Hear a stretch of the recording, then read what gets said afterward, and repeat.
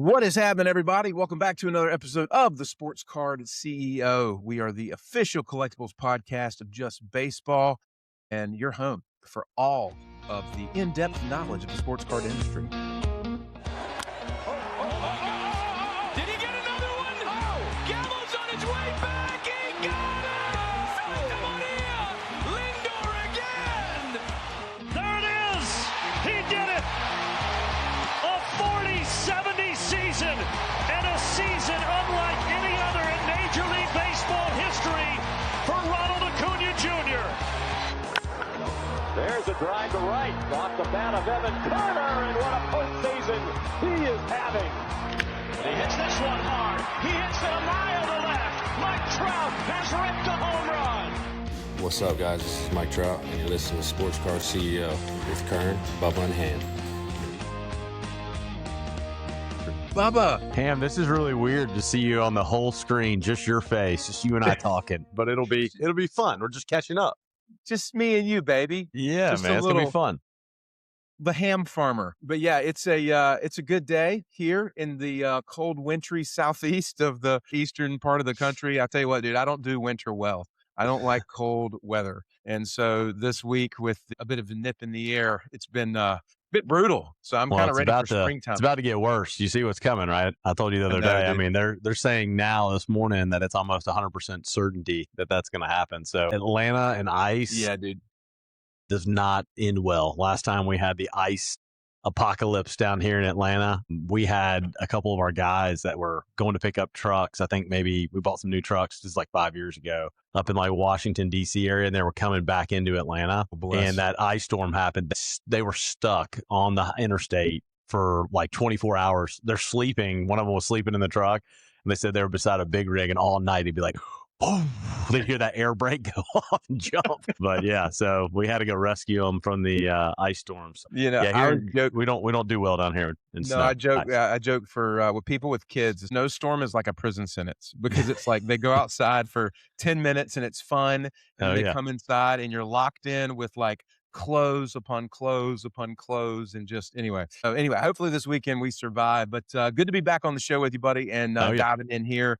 Little Matt's going to jump in later. He's got some questions for us, but we'll go ahead and do our weekly recap, man. I'll lead off and then you can finish up. So first of the year has been just a whirlwind, a lot of wild, things going on. We've hired a new producer with Airlie Oak Insurance Group, so I've been in the training process, getting somebody off the ground.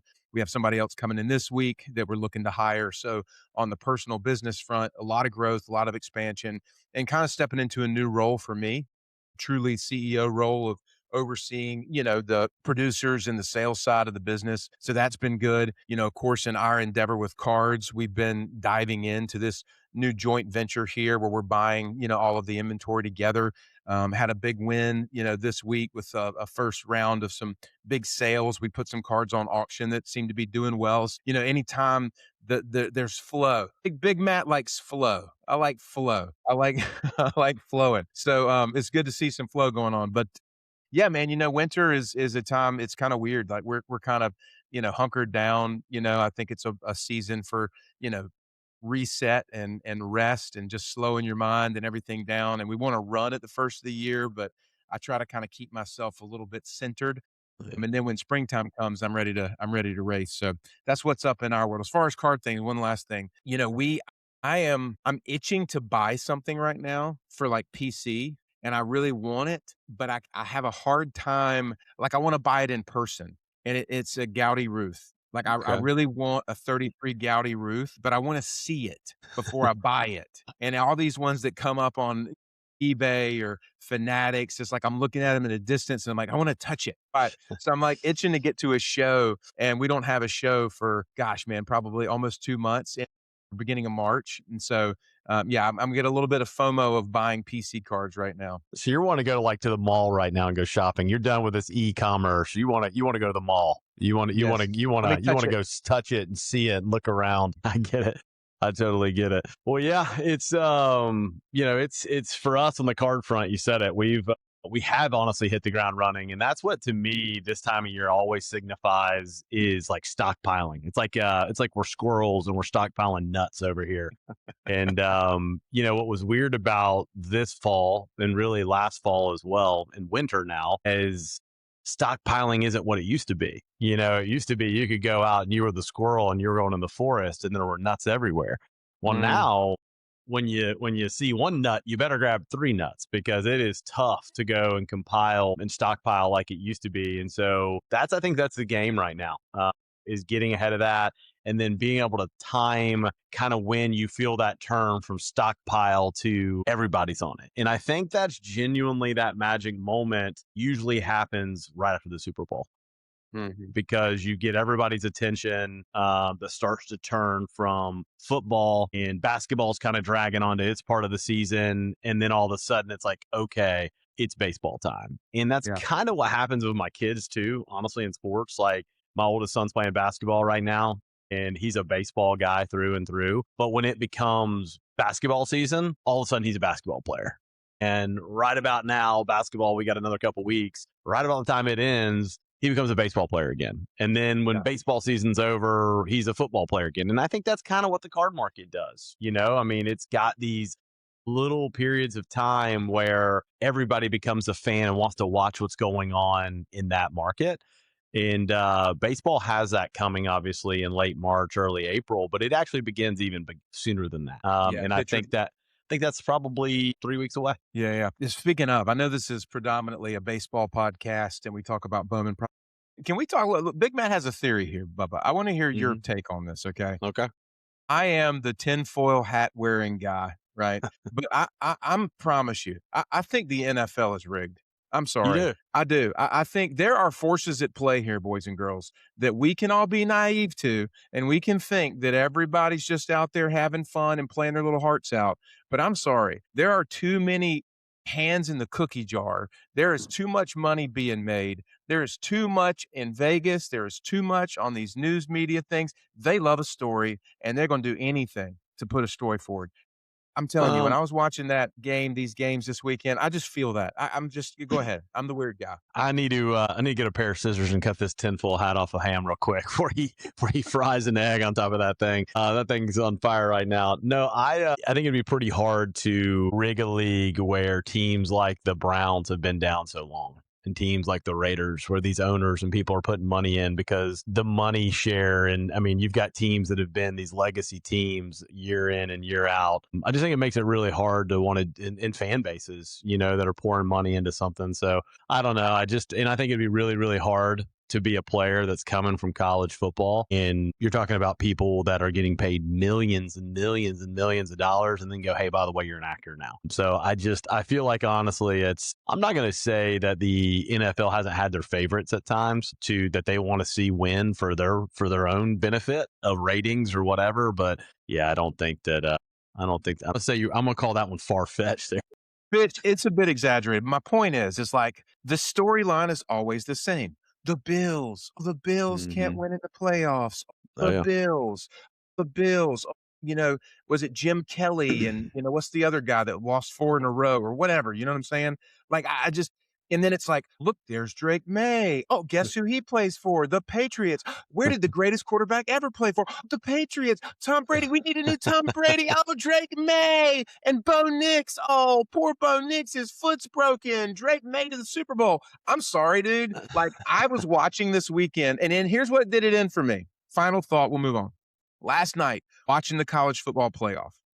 Okay? The Hoosiers and the U. Yep. All right? The over-under on that game was 48.5. 48.5.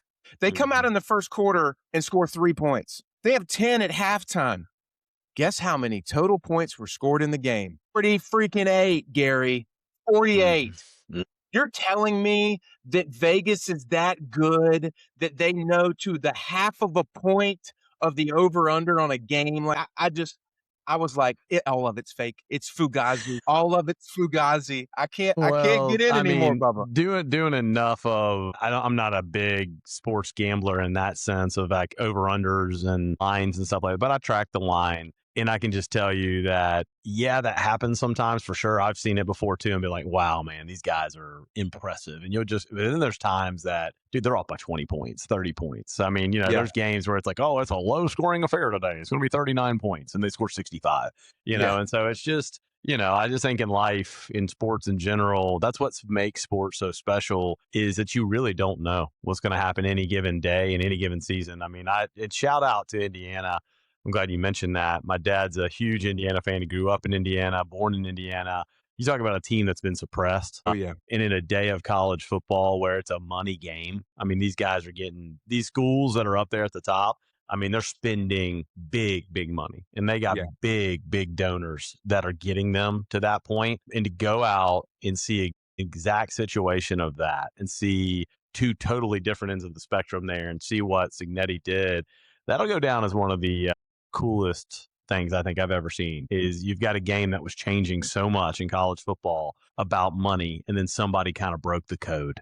Yeah. So it's cool to see, and I loved it, dude. I thought they were the team of destiny from the beginning, and they did it, man. And they did it. And I love when something goes anti-culture. I love it. No, me too. And I think that brings a great point into baseball and what's happening right now, with the Dodgers and the way that they're spending money. Yeah. You see the Kyle Tucker contract. You see the Bo Bichette contracts of the world. You see these guys just getting stupid money from these big market teams. And I think it brings up a great point. Baseball tried to control this. They tried to put in the luxury tax. They tried to say, okay, you go out there and you just smash mouth every other team. We're going to hit you in the pocket. We're going to do this. Well, the reality is they don't care. They don't care. The Dodgers are laughing at them. The Yankees are laughing at them. The Mets are laughing at them. These big market teams are just treating the luxury tax like it's part of their business plan. I mean, they already know the numbers. They know what a championship is worth. So it's going to be really interesting this year with the potential lockout that could happen and how all that enters in. But I think something's got to change there. And I don't know what it is. I'm not sitting here to pretend that I have all the answers to that. But I think it's getting a little bit out of control. Yeah. I mean, it's the same way I feel about college sports. And you seem like there's the big bad wolf that is, you can't compete with that. You can't compete with the bankroll of the Dodgers or the Yankees or the Mets or whatever. And so but that's where it's like, I love the David and Goliath story. I just love it. I love that aspect of the David and Goliath story, the underdog, you know what I mean? The runt of the litter, you know what I mean? The one that nobody wanted comes out and steps up in their moment. And so I'm all for that. I'd love to see who that might be, this year in MLB. Well, that was a cool story last year of the Blue Jays. Thought that they were that Cinderella, and you never know. Look at the Braves, 3 or 4 years ago, what a Cinderella that was. I mean, that team had you look back at it, Jock Peterson, Eddie Rosario. I mean, don't get me wrong. They had some studs on that team too. They had Soler hitting balls out of the stadium. And you look at those guys now, I mean, Rosario struggling to stay in the league. Soler's just batting 220 and hitting 25 home runs, and Peterson's kind of struggling to stay in the league too. So you look at those teams, it's a lot of times it's just like what we saw with Indiana. When a team gels, it's really cool when a team gels and they have something magic going on in that clubhouse that they believe. And they believe more than the guys that have all that money flowing in their pockets. So it'll be cool to see this baseball season. I'm ready to see, and my big prediction is the Dodgers will not win it this year. I don't think it happens. I know people are going to go, "Oh, you're an idiot." They've got everything. Well, they do, but I think it's time. I think it's time. There's something to be said for a hunger to want to win, and I think there's some hungry teams out there. So it'll be interesting to see what happens this year with that. Yeah, I agree, man. I would definitely be cheering for that. So a couple things I want to touch on, Gary. And then we'll bring little Matt in. I have three different kind of topics here. One is I just want to touch briefly on 2025 Bowman. We had Aram on last week, and dude, to our listeners, man, you should eat that up. They love, Aram and you guys when you do your deep dive, and thank you guys for tuning into that. I think there's a wealth of information there, with somebody like Aram who's seen so much baseball and so many baseball players come through. If you missed that episode, go back and listen to it. It's a deep dive into the 25 Bowman class and prospects. But Gary, have you seen any cards coming out of the 25 Bowman product thus far? Have you kind of caught up on any breaks? Are you up on it at all? Well, I've had a lot of people ask me about that, and this is my hot take of it. I'm just not in it. I'm not in that release right now at all. I've just done that to really protect myself from the standpoint of I just didn't like the way it felt at the beginning at all. None of the names really stood out to me and said, like, I got to have this guy. There's some guys that I think are coming to the next release that I'm like, I got to have. In this upcoming draft, they're saying maybe one of the best drafts ever. I mean, that's hard to believe with the draft we're just coming off of here last year, but I don't know. I'm just not in it right now when it comes to those guys. I just think the buys that I'm on right now are the same 10 to 15 guys that I believe in. And I think that the opportunity for those guys is ahead. I feel like the best days for a lot of those guys are sitting there. And that's, I'm glad you brought this up, and we can dive into this now or dive into it later, and we can dive into this more because it's something I want to hit on. My money manager came to me probably been 3 years ago and has stuck with me. And he's a tremendously smart guy. I mean, this guy is brilliant. He's not a day-to-day money manager for anybody else. He manages the trade desk at a large brokerage in this country. And we've known each other for a while. And he manages my money because I was like, I want you. You actually know the businesses, you know the stocks. You're going to be the guy that's going to manage my money. And he's taught me a tremendous amount because before him, I was the Matt Ham of stocks. Okay. And when I say the Matt Ham of stocks, I would go in, find a name that I liked. I would make my quick hit and I would get gone. Okay. And I think there's a lot to be said to that. I did very well with that strategy. I didn't ever have a lot of risk because I was in and out. Took the gain right when I could. I moved on. And what he has kind of trained me to do is we still do that and take our opportunities, but he has trained me to say, give me a reason why we're selling this today. What are we going to go replace it with? What are we going to go over here and do with that money? Because that money's going to be sitting over here now. And it's making us nothing for sure if it's sitting on the sidelines. What are we going to replace it? What's the opportunity cost? What's changed in the perspective of what we're looking at? And a lot of times it's nothing. And then all of a sudden he'll go, hey, this has happened. Something has changed. The market has gotten too frothy. It has gotten too high, or we don't like this. And when you look at this market right now on some of these guys, nothing's changed, in my opinion. Their prices have gone up a little bit, but nothing's changed on their prospects of what they're going to be. And I'm talking Griffin. I'm talking McGonigle. I'm talking Weatherholt.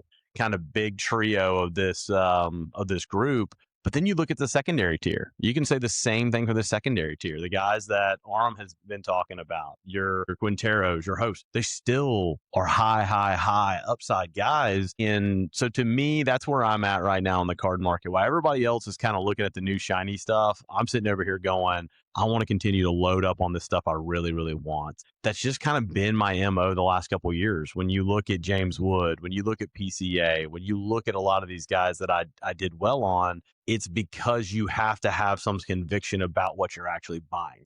To me, I look at the numbers and can say I'm a numbers guy, I 100% am, but you also have to know what the stock is you're buying and what that stock's worth to what it's trading for. And you look at Jacob Wilson, when he went off last year, the stock was worth way more than what it was trading for. And that's where Konnor Griffin was. He never got the initial push out of the box that he should have got for the talent. And it's, when we look at a guy like a Bobby Witt, little Matt and I were talking about last night, Connor's probably trading at 40% of Bobby Witt.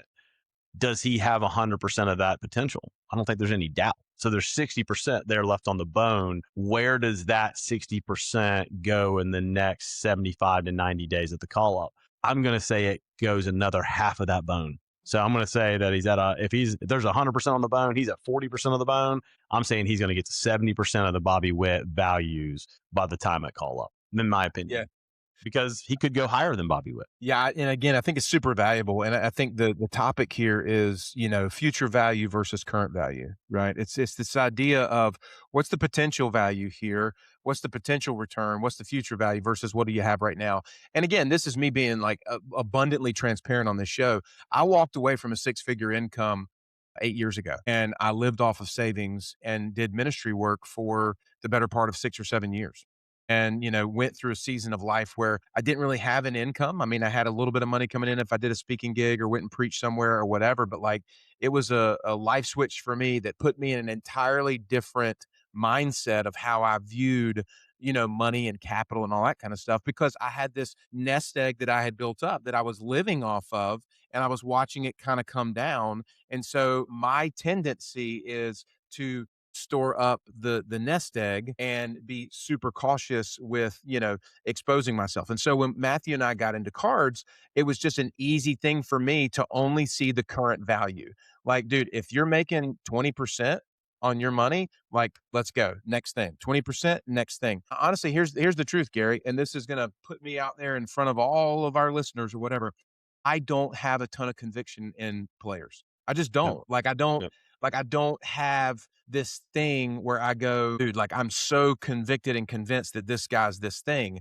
To me, it's the exaggerated game of fantasy football or an exaggerated game of Monopoly.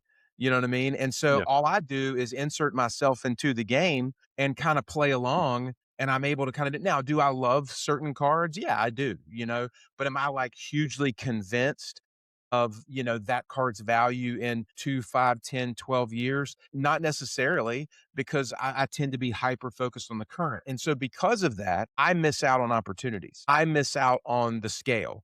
You know what I mean? And it's like, take silver, for example. Do you do any precious metal stuff? Are you up on the silver trade? Yeah, I am. And it's been going crazy. Absolutely crazy. So, gold and silver. So I bought silver at like $20 an ounce. And I bought, I don't know, 5 to 7 grand, right? And then all of a sudden it goes to 40. And I'm like, oh my gosh, I've doubled up on silver. Like, I'm going to sell half of it. Well, then it went to 70 and I sold, the remaining. And I'm sitting here going like, it's at 95 now.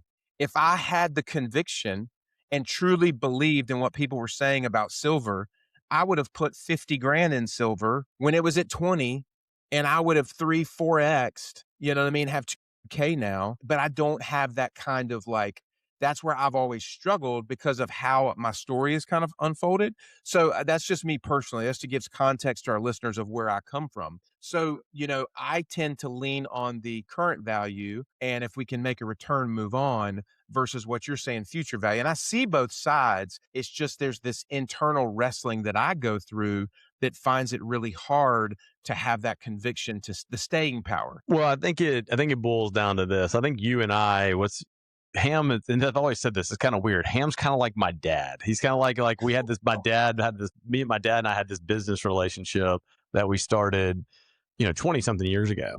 And my dad was extremely sharp, but he was just like Ham. I mean, he was very frugal, and you're just like that. But I don't think you're wrong.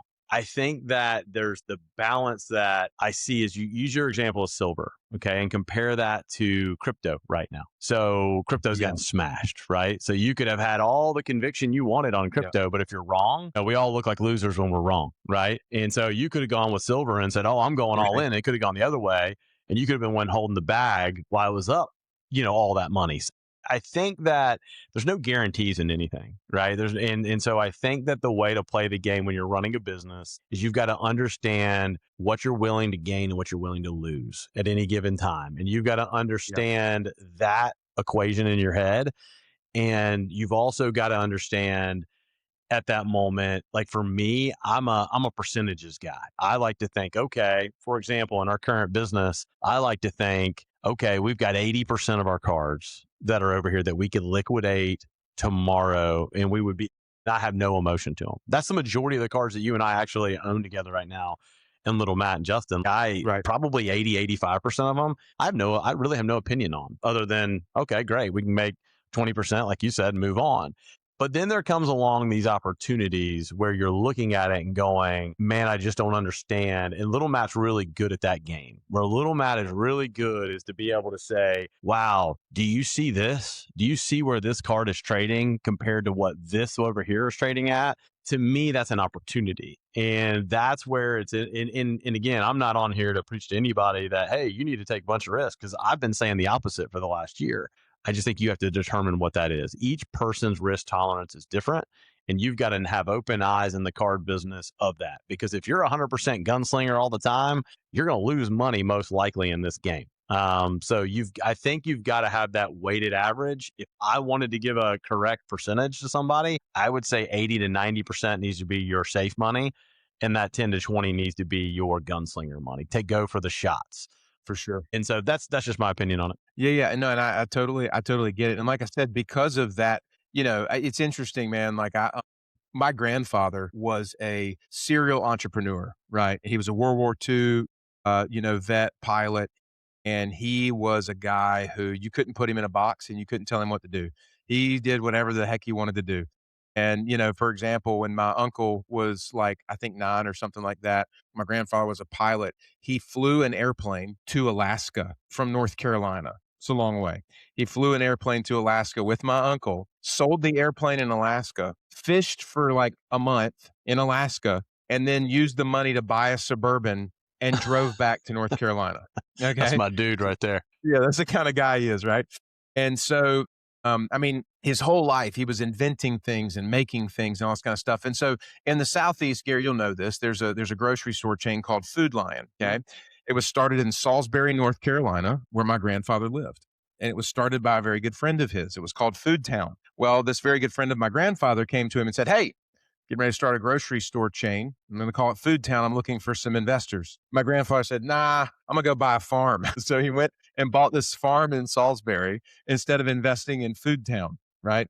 And that's probably one of the reasons I don't have a private jet and could fly down to your farm and see you over the weekend. But anyway, my grandfather, he always had these kind of harebrained ideas and stuff. And even when he was 80 years old, he created or developed this device that like basically reduced the water flow in toilets, and it called it the float booster. And I was out of college and I was like helping him sell it right before he passed away. But anyway, my point in saying that is I had this grandfather who was this super like risky, like let's try everything, but nothing ever really panned out. I mean, he lived a great life or whatever, but nothing was the big hit. And so I kind of tried to, kind of keep it more here, you know what I mean? Yeah. And just more day to day and routine or whatever. But, it's been good for me to kind of be in relationship with you and this whole environment, because it's opened me up to say, hey, relax a little bit, Ham.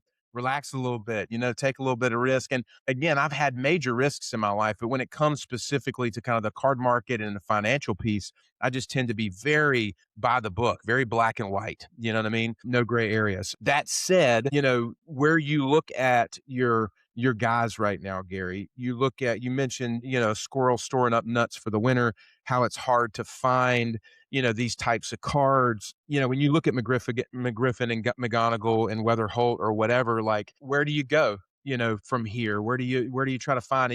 And again, I'd love to hear kind of the thought on, our listeners would too, I'm sure, on how you think through that process. Again, I mean, I've done this long enough to know that you can if you want to take advantage of something, you take advantage of timing. It's a given thing in this space.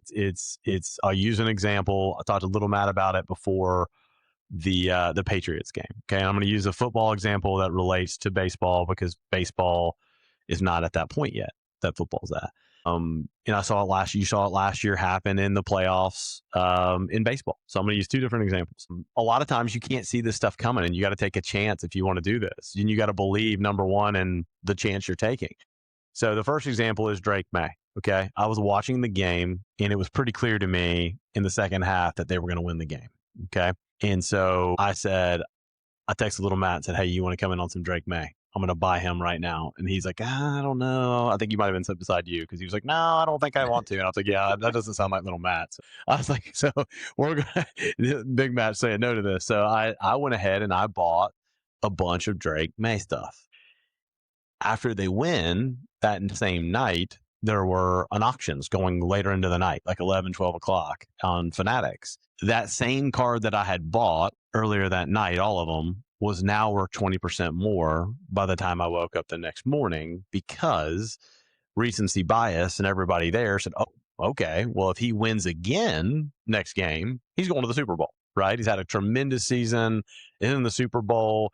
And so the opportunity was, okay, I knew that there was a little bit of risk they could lose second half. There's some risks they lose to the Broncos, but what is my gain? Okay. And Drake May, and here's the thing why I like Drake May right now. I think Drake May is a good quarterback, and he's had a tremendous season. It's not, I mean, and I think he's got a really good coach that can probably keep him doing this for some time. So I felt like the risk was a little less, because I like the player. There's still risk, but I like the player. I like their odds to win with Knicks out for the playoffs. I like the formula, right, to take the risk. Well, then you look at a guy like Trey Savage. I bought Trey Savage last year, right before going into the playoffs. And I think I don't know if you remember that on the show. I bought some Trey Savage red and orange and started to stockpile and say, hey, I like the way Trey Savage is pitching. I think his value is going to be up in the spring either way because he's hadn't got kind of that hype that he should have gotten for his ability. We had guys come on the show and go, who's the best guy you've or the best pitcher you've gone against in the minors? And they were saying Trey Savage.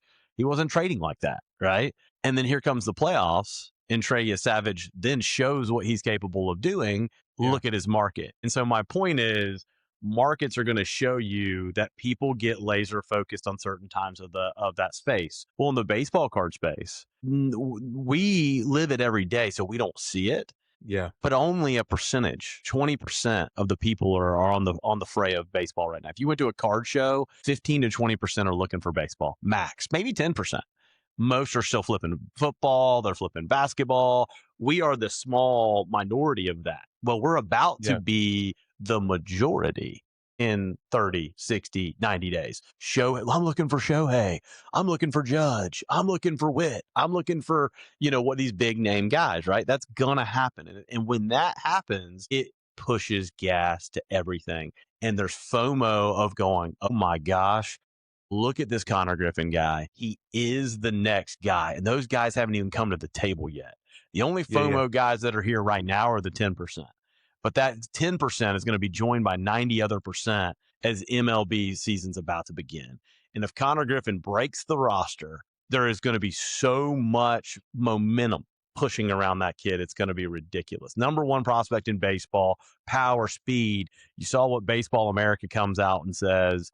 All the scouts are saying he's the best player at almost every tool that he's got. Yeah. Fastest player, most power potential, most yada, yada, yada. Give me that kind of potential. And then you've got a guy in Kevin McGonigle that, when's the last time we have seen somebody come through the minors that has a 70 hit tool? I can't even remember that. A 70 hit tool. And then you've got a guy like JJ Weatherholt in the Cardinals who needs somebody. They need a player. They need the next guy in a humongous fan base. I don't think people realize how powerful and how bought in the St. Louis Cardinals fan base is. Those people, if you ever go to a game at Busch Stadium, they are locked in. They are big-time baseball fans, and they are waiting for their next guy, and the dude is a baller. So to me, when we're looking at that game, what's going to drive the momentum is the 10% of people that are here today are going to be joined by a lot more fans in the next 60, 90 days. And if they don't get the call up, which I think there's a strong chance that McGonigle does not, and Weatherholt doesn't, it may be a little more time. That just gives more time for people to watch them bust out at the AAA level, busting at the seams for that opportunity. Let the Konnor thing play out. So that's my consensus of how this plays out. I think there's a strong chance Konnor does come right away, or if he doesn't, it's going to be within the first month of the season. I think the other two follow shortly thereafter behind him. And there's a lot of meat on the bone for all of them to get momentum behind them as everybody else joins the baseball train. And so that's my whole consensus in my head on it. I'm not saying I'm right. That's just how I'm playing the game. And so as far as stockpiling, I want to stockpile everything I can, knowing where I think future values can reach. You've got to establish, and that's been our conversation, what do we think, where is this market actually going? If you don't know, and I'm going to drive today and I didn't have a map today, or you handed most people today a map and they didn't have a GPS, they couldn't figure out where they're going. In the car market, you got to have the same. If you don't have a GPS driving you and you don't have a map and you don't know where you're going, you're going to get lost. You got to know where you're wanting to sell. You got to know why you're doing it. And I can tell you this much right now. If you've got a Konnor Griffin blue right now, you've got something, because there's none available. When you go online and you want to buy one, you can't just go buy one. Yeah, you can't find them. And that is the power of this baseball market, right? When I want a high-end Kevin McGonigle or any kind of Kevin, I can't go find them. When I want a JJ Weatherholt or really good, I can't go find them. And if I do find them, I'm going to pay up to go find them. And to me, when you take supply is down and demand is up, and the demand is only a fraction of where it's going to be, that tells me you see it in stocks, you see it in real estate, you see it in everything. When supply is down and demand is high, prices are going up. So my prediction, they're going up. Yeah. Well, Gary, that is a great insight into, kind of your world and how you think. And certainly it's been something that you've been very successful at. So I know everybody finds that, helpful. And we're going to have little Matt jump on now and join us. So bring little Matt to the room here. What's up, buddy? What's up, guys? How y'all doing today? What's up, little Matt? What's up? What's up? So we've just been talking about, timing, little Matt, and the market and scarcity and demand and all these different types of things. But you had some specific, I think, questions or some topics you wanted to lob up to us here. And it's funny because all those topics that you just told me you talked about, we had some deep conversations about them last night in our little text chat. So it's just good to show y'all that like we're doing it live on the air, and this is these are the conversations we have not on the air. So we're giving y'all the inside scoop of the Bowman Farmer and the Ham House Sports business here. But quick comp, comp that happened last night that I thought was ridiculously cheap. A Trout Bowman Chrome Auto 2009 base BGS 1010 did $6,600. That card of Shohei Ohtani would do like at least 10 times that. Dad, I don't know if you remember, but at the 2023 National, when we bought that Shohei auto, we were saying, wow, Shohei's doing more than Trout. This is crazy. Well, now looking at it, Shohei's doing almost 10 times what Trout was doing. Does that say that Shohei is overvalued or is Trout undervalued? I mean, I think it's got to be both. Like, I hear you say that, and I'm sitting here, and this is, Gary, back to our conversation. I'm sitting here and I'm going, this kind of hype with Shohei can't be legit. There's no way that you've got Shohei in a 10-10 base auto would do 50, 60 grand, and Trout's doing 6,600. No. Again, and it's a BGS 10. Well, I think, again, we live in a world right now of what have you done for me lately in the card space? And I always, like, little Matt, you're probably getting used to me saying this in the card business. You probably get tired of hearing it. It's kind of like your dad when he tells you something, because I'm kind of saying this one thing all the time. If you bring a card up that's like a year away, I'll say, those are guys I'm just not interested in right now, because there's so much risk in guys that are a year away. I think my max, like, I've had to do this for myself because y'all know this about me. Like, dude, I'll buy everybody. I like a lot of guys, right? I mean, I used to like a ton of guys. Well, now I've condensed that list, and the way I've kind of materialized that is say, how far is this guy away? And the only way I'll buy a guy that's that far away is he's got to be criminally underpriced. And I'm going to give you an example of that. Nate George. He might be 2 years away. He's criminally underpriced for his potential. Okay. When you got, another power, speed, athlete kind of guy, he's too cheap. You look at a guy like Zahir Hope. He might be a year away. He's criminally cheap. So again, in my thinking, when you look at a guy like Shohei, he's getting all the recency bias. But if we were talking about who am I going to buy today, Trout or Shohei, I'm buying Shohei. And you're like, what? He's the better flip. He's going to have more eyes. He's going to have more attention. He's going to have more now buzz. Trout has to go out and do something this year, and I have to bank on performance, where with Shohei, I don't right now. I could buy him and flip him because somebody's got to have him over here. And it's not saying that I think that Trout has a really good year, but I don't want to have to bank. That to me is a coin flip type of gamble, and I don't want to do that. So, but if you're asking me, in 20 years, who's the better buy at current values? I don't think there's a doubt that Trout is significantly a better buy than Shohei, unless Shohei can somehow string together what he's done for another, I don't know how old is Shohei now? Is he 30? He's like 30, 32. So if he does 10 more years, if he does 10 more years of what he's doing, then all of a sudden I may say, hey, I'm eating my words here, because now he's going all-time best, in my opinion. If he does what he's done for 10 more years, to me, he's the all-time best player ever, in my opinion. Here's a hot take. I think he is the all-time best player ever right now. Really? As it is, I think he's the greatest player to ever put on a baseball glove. I mean, what he's doing, and he didn't really pitch last year and still, like, hit 50 bombs. Like, that's just absurd. And we could talk about Shohei all day, but I think he's won 4 MVPs, he's 3P MVP in a row. Do you think he'll break Barry Bonds' MVP record of 7 MVPs? I think so. I think he does it in the next 5 years, too. Well, here's the question, too. When is he going to start getting the Barry Bonds treatment?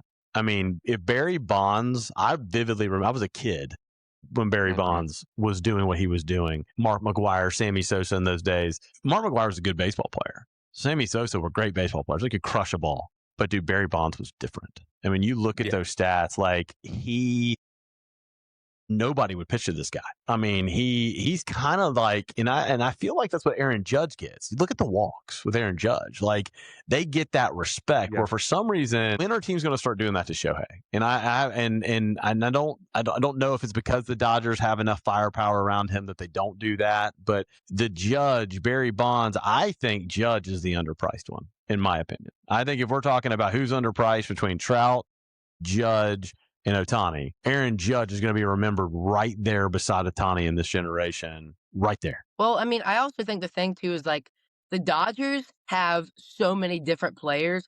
Freddie, Mookie, Kyle Tucker, Shohei, Yamamoto, Sasaki. Like, they have a lot of, like, stars. Aaron Judge is the only star, I would say, on the Yankees. So Aaron Judge is everyone's favorite player.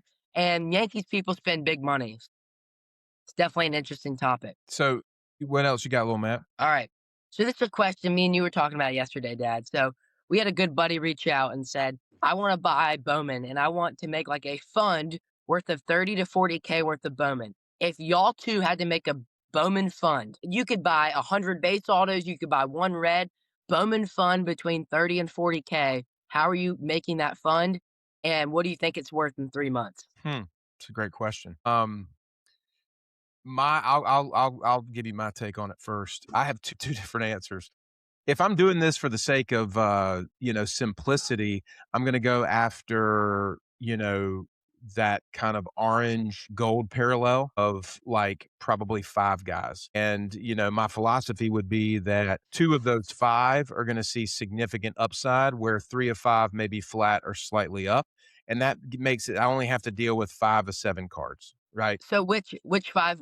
Yeah, I would go after, I mean, again, it goes back to Gary's point. Like, you're not going to be able to find them. Good luck finding a, Konnor Griffin orange right now, or a McGonigle. Yeah, they're all in Gary's basement.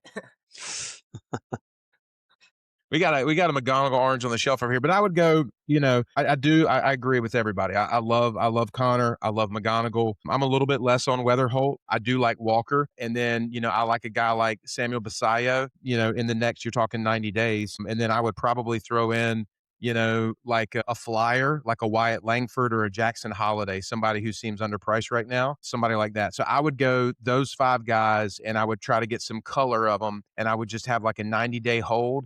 And I do believe in 90 days with that kind of inventory and those players, I think you see, the potential of a 20 to 30% return.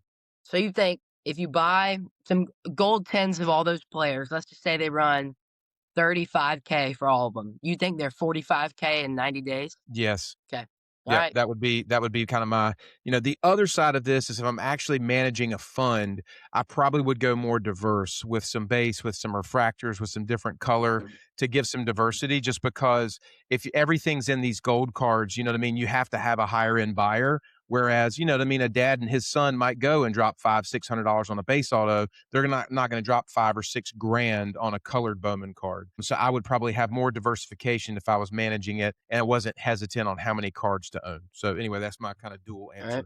Bubba. Yeah. I think it would totally depend on somebody's risk tolerance, and what that, if they came to me today and said, hey, I want you to invest my money into a fund. I want you to create a fund for my money.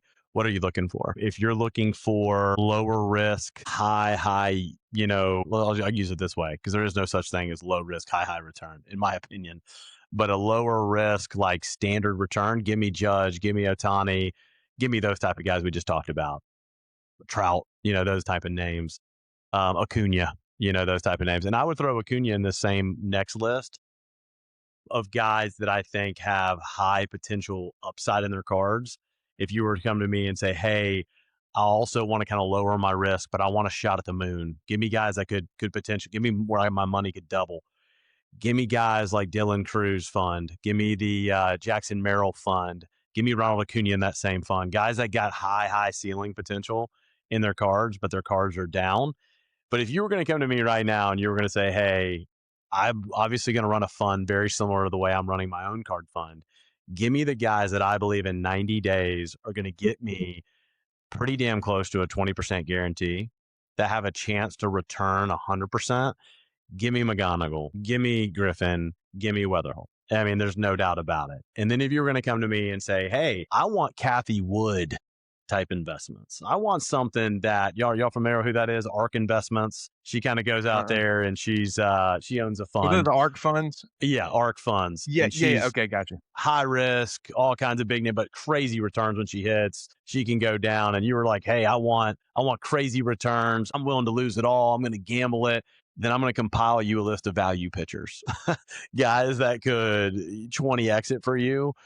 And I'm also going to go after, which is not as risky, but I think the return is meteoric, guys like Zahir Hope, guys like Nate George. Give me the guys with the high ceiling that are not trading at that level because they do have that meteoric type upside. So I know that's a long-winded answer, but that's honestly the way I would run it. I think it depends on what the tolerance is, but how I'm running my fund, and essentially how really we're running our fund together right now is we're predominantly on our fund, the Griffin McGonigle, Weatherholt game. We mix in, I would say the other 50% is a value fund where we can go in and say, you know what, we see opportunity, we see current value, we don't want to hold it more than 30 days. That's the way I currently look at what we're playing. When we bought a Victor Wembanyama. I don't even know I know who he is, but I've never watched him play a game in my life. Well, we can make money on it short term. Why not? We're buying MJ's, right? Because MJ's on fire and you know the value. So again, when there's that type of stuff, I think percentages are the key. What percentage are you tolerance at that point? And you can move your percentages. Right now, my percentages are super high on the McGonigle. We need to come up with a name on this fund. The McGonigle, JJ, Griffin. So what can we call that? The MJG fund. The MJG fund to me right now, is heavy weighted in my mind because I cannot come up with a 60-day scenario where that fund loses money. I can't. If someone gives me one, then I want somebody that's a listener or somebody. Don't give me some BS to my DMs. Give me real factual reasons why before opening day, those three names combined are lower than they are today. And I can't come up with it. And so when somebody does, then I'll share it on the air, but I haven't seen it yet. I mean, it's crazy to think because you're saying there's no way it goes down. It's been like that for the last 4 years that I've been in Bowman. Bowman's never gone down in March. So why not buy it? It's a free money game unless the whole market crashes. It's if you buy in November to January and sell in February, March, it's a free 20% pretty much. I'm curious on that topic. I don't remember exactly off the top of my head, but when Holiday did finally get his market that spring, because he's a good name to kind of compare the hype. And honestly, I don't think that Konnor's hype has gotten to Holiday's yet, but I think the potential is way, way more. I mean, it's not even close. I think honestly, Konnor's undervalued compared to where Holiday was. He's gaining on where Holiday got. Really close, but where did Holiday did not come off and make the team at spring training, right? They held him in the minors for a while. No, they held him and he got called that helped his market a lot, I feel like, because his market continued to build because of that. And honestly, man, one of the reasons, you asked me, show me a scenario, the scenario is Jackson Holiday, right? That's what scares me. It doesn't scare me because Konnor might come out and go 30. It scares me because Holiday did. Less buyers are willing to jump in on the next guy because they got burnt on Holiday. That's a whole nother topic. And so that topic alone is, yes, there are a percentage of people that maybe did lose on Jackson Holiday, but how many of the stories can we go from in the last year where guys made bukus of money on the opposite end, right? And so it's not because I was the guy, and I told y'all this, I'm the idiot that didn't buy Ellie De La Cruz, right? During the hype. He's too high. I'm not going to get in that game. I lost money. I was the same guy that got on the wrong side. Y'all made a ton of money on Jackson Holiday. So we could go down a list of guys that we've all hit on. If you're still in the card market, then you're kind of smart enough to figure that out. You're going to lose sometimes. You're not going to get them all right. But because the upside with Konnor is literally, as we sit here today, Konnor's card market today, 1,000%, we could be sitting here 2 years from now. Without a doubt, his card market could be 200% higher. There is Gary, let me, no doubt in my mind. Yeah. Well, something I made a comment on. Holiday was the first prospect I'd ever seen because Ellie was right after Holiday. Holiday was the first prospect I'd ever seen that the football and basketball flippers bought. And you know this, Gary, because at that Culture Collision show, you were set up with two very well-known basketball football flippers, and what was one of their showcases? Host Weighted Paula Red, Holiday Blue, and I watched you pick out every single holiday out of that showcase, and I watched you buy it. So I don't see these basketball and football flippers buying Konnor yet because Dad said all these guys got burned on holiday. But once these other flippers, they'll be back. Once they start buying Konnor, I feel like his market explodes. These guys, this is how they make a living. I mean, and this is what they do every day. Flippers in this game, they don't go and punch a clock Monday through Friday. They got to find out what's next. And if they don't get what's next, they don't have food on the table. And so they got to buy what's next. And they can try to play inside the football game. And it happened last year. That is exactly what happened last year in the baseball market, guys, is football hit earlier last year because those guys never got out of that game. They just kept trading inside of each other. Did y'all see that last year? The football market kind of hit a little earlier because those guys kind of intermingled selling cards the whole time, all the way through the summer. So it was a different market last year where it kept baseball more natural. It didn't get artificially inflated. I think that's what's interesting about this year is I have a strong hunch that with the upside of Konnor, they're not going to be able to keep. They're going to be salivating at these three names. They're sitting back and they're going to hear all the hype and they're going to be going, man, am I going to miss out on a potential X? And I think the answer is no. And I think that's what hasn't hit the Konnor market yet. And when it does, I'm bullish. I'm just bullish on it. And again, I could be sitting here in 6 months and really be wrong on this one. But I'm also going to say this, and I think this is important, and I'll let y'all hit on what's next. People are texting me and hitting my DMs every single week because I posted some stuff and go, oh, you're selling? I thought you publicly come on the show and say you're buying Konnor. You love Konnor. I do. But if you're going to, and they all go, well, why are you selling? Well, when you own 700 of them, if you're going to make money at the end of the day, you got to sell sometimes.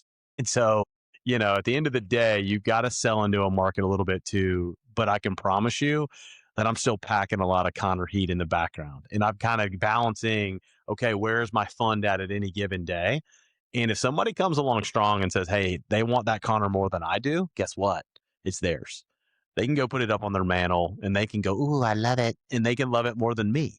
But it's going to cost them to do so because I believe it's going to be worth more money very soon. And so that's where I'm playing this game. I'm only really selling stuff if I believe that the opportunity right now is better than what the market is. And I'll take that immediate gain. We had a card last night we talked about, Little Matt. You brought it up in the group text and you said, I think we can sell XYZ for a couple grand gain for a card we just bought 5 days ago. And I said, do it. And I still believe in that player. That's a no-brainer to me. And I think that's the game we play right now. All of us should be playing. If somebody's going to pay you more than it's worth, you take it. And Ham, we thought about this before the episode. One strategy of doing that publicly is when there's low inventory, go post a card that you have on eBay. Buy it now, no offers, 10 to 15% above the comp. It'll get sniped all day long in this market because there's no inventory. You want to make 10%? You want to make 110 on a comp? You want to make 115 on a comp? Put it up on eBay when there's nothing else listed, 10 to 15% higher, it will sell. Yeah. His story to our listeners on that, we had bought a Michael Jordan rookie sticker. The 1986 Fleer Michael Jordan rookie is the rookie. And then there's a sticker rookie in that set.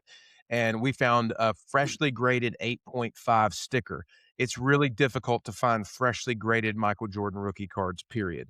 And so we did that exact same strategy. We bought that card, we put it up, buy it now, and we put it up about 10, 15% over the comp structure. It got bought within 15 minutes. And so, again, being smart when you have inventory, about listing rare inventory like that, that's when when you see a card like that go, when the buy it now is at the right number, then there's a lot of people salivating in the background wanting to pick that card up. Well, and something I've noticed is there's no available inventory whatsoever but question, what do y'all think a Konnor Blue 10 goes for on auction right now?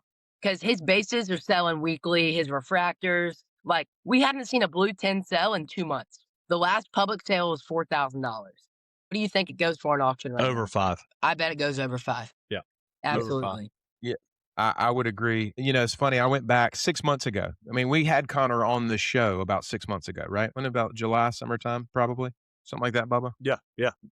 Yeah. So when we had Konnor on the show, we're talking Konnor hype. At that point in time, base auto PSA 9 was in the $300 range, $350 range. Dad, they were in the $300 range when I bought 18 of them a month ago when we were. Now, that's what I'm trying to kind of get the point across is like Konnor was kind of sitting for about 4 or 5 months, right, in this kind of range, and it's just started to turn. Like you're just now starting to see the J curve.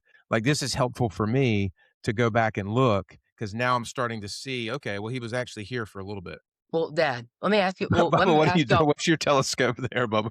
Let me ask y'all both a question. Is Konnor his prices now? Are we on the start of the mountain right here, or are we on the top of the mountain? Bubba's got something to say. What do you got to say, Bubba? Here's your answer. We're at 10%, the flock, okay? Imagine a flock. We're sitting on a mountain somewhere in Scotland, and we've got our flock, okay? And 10%, the weather's starting to change. Green grass is starting to grow. The goats are getting hungry. The sheep are getting hungrier. Yeah, I'm creating a Bowman farmer poem right here. We got 10% of our flock. Here we are. Oh, the grass is growing. Oh, the sun's coming out.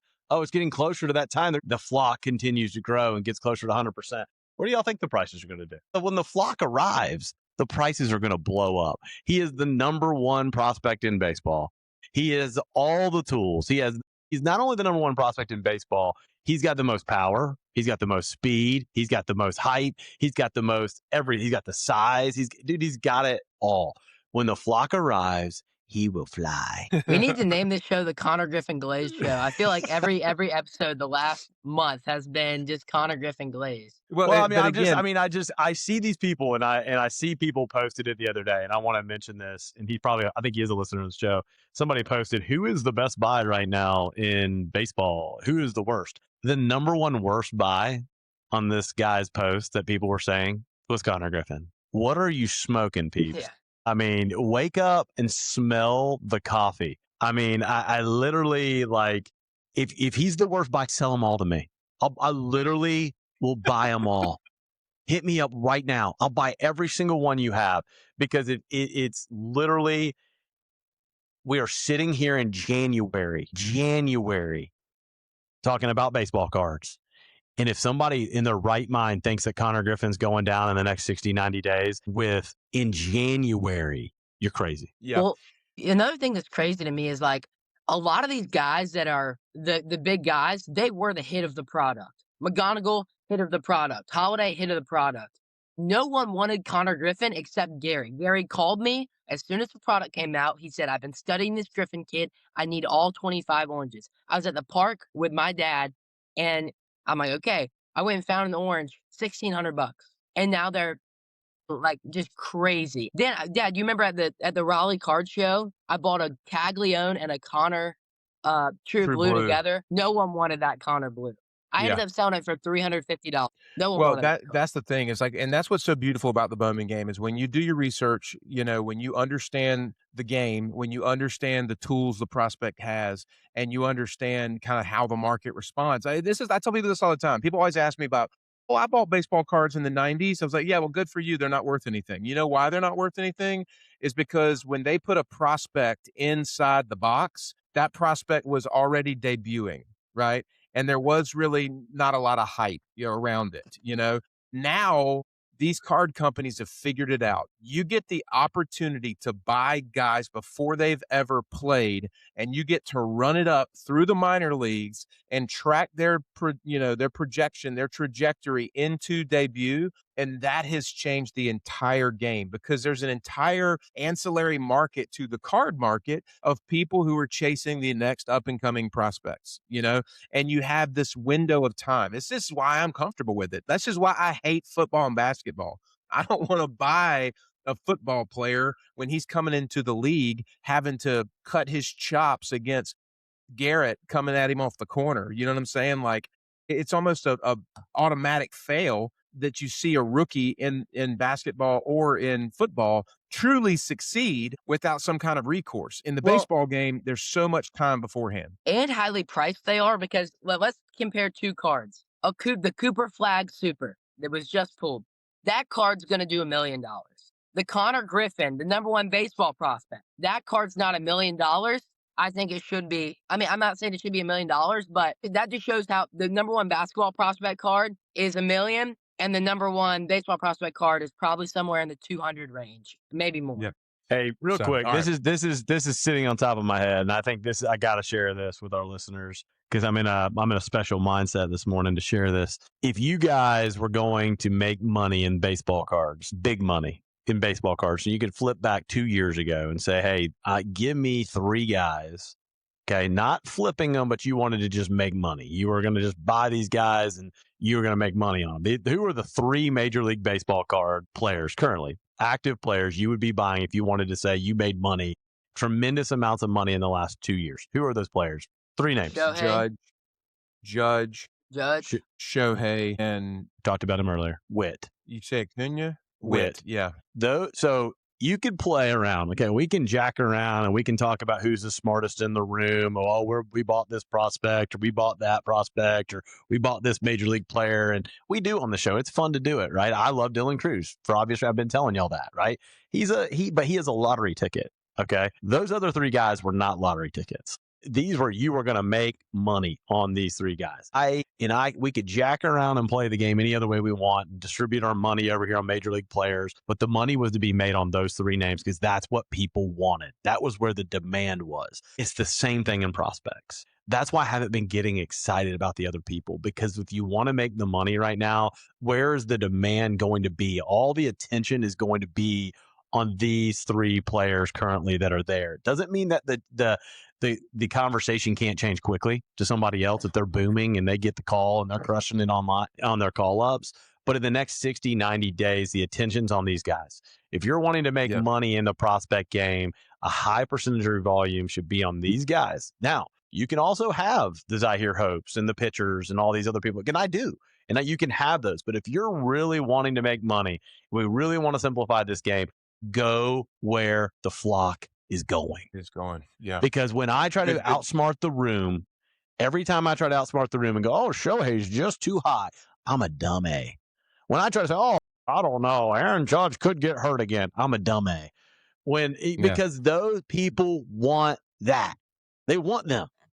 I mean, it's the cream of the crop. You know what I mean? It's the peak of the market. Well, wait, before we wrap up, I wanted to do this. I want to do this every episode. So right now, Konnor Griffin base autos are $550 and McGonigle are $350. I want every week, I want to keep y'all accountable. Y'all need to go over the prices every week and just see how much it goes up every single week.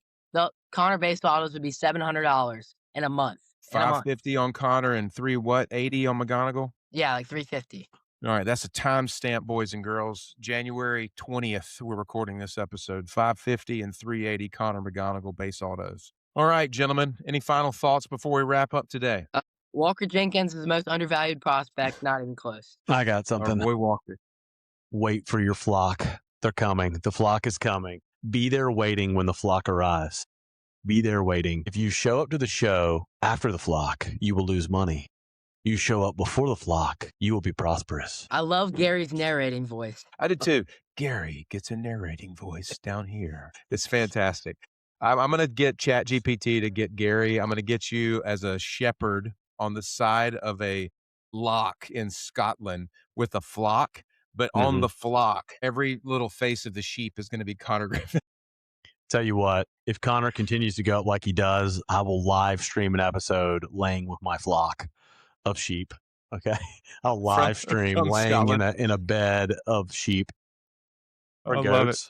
I love it.